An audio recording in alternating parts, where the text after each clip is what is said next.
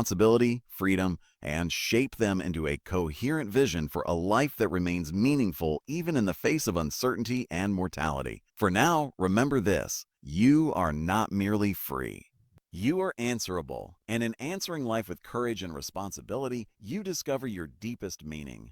We have walked together through suffering, through love, through responsibility, through the fragile and powerful mystery of human freedom. Now we must bring everything into unity. If there is one illusion I wish to dissolve, it is this: that meaning is something you invent at will. Meaning is not manufactured, it is discovered. And it is discovered not in comfort, but in confrontation. Confrontation with limitation, with mortality, with duty. When I emerged from the camps, I did not emerge triumphant in the worldly sense. I had lost my parents. I had lost my brother. I had lost my wife. My manuscript, the work of years, had been confiscated. I stood in a world that had collapsed. And yet I stood. Why?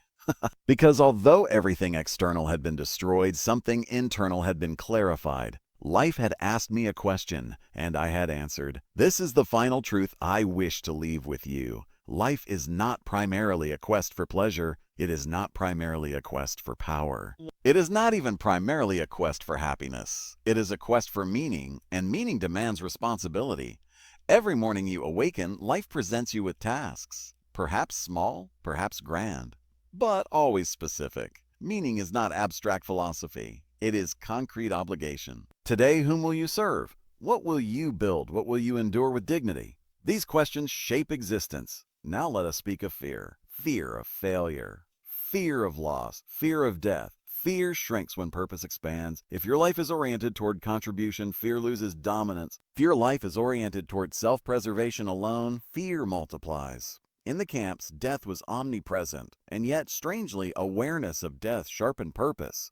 When time is perceived as limited, procrastination becomes irrational. When you know your days are finite, triviality loses its charm. You begin to ask, if today were my final day, would this action honor my existence? This question clarifies priorities instantly. You do not need dramatic suffering to awaken meaning. You need honest reflection. Now consider your work once more. Does it reflect your values? Does it serve beyond your ego? Does it create something that outlasts you? If not, do not despair. Adjust. Meaning is dynamic. It evolves with circumstance. A young person may find meaning in achievement. A parent may find meaning in nurturing. An elder may find meaning in mentoring. Meaning shifts, but responsibility remains constant. Even financial life, which so often becomes distorted by comparison and greed, can be redeemed by responsibility. Earn ethically.